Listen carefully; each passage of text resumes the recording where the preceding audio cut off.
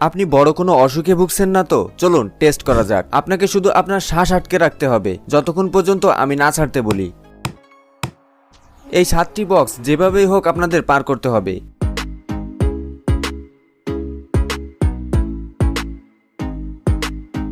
যে 3 নাম্বার বক্সটা পার করতে পারবে না সে অবশ্যই আনহেলদি এবং তাকে খুব দ্রুত ডাক্তারের কাছে যেতে হবে।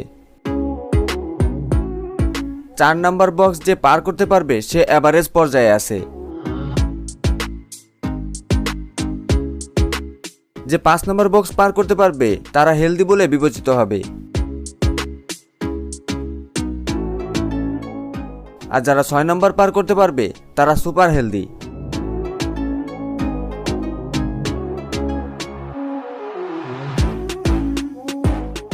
আপনি কত নাম্বার পার করতে পেরেছেন কমেন্টে জানিয়ে যান।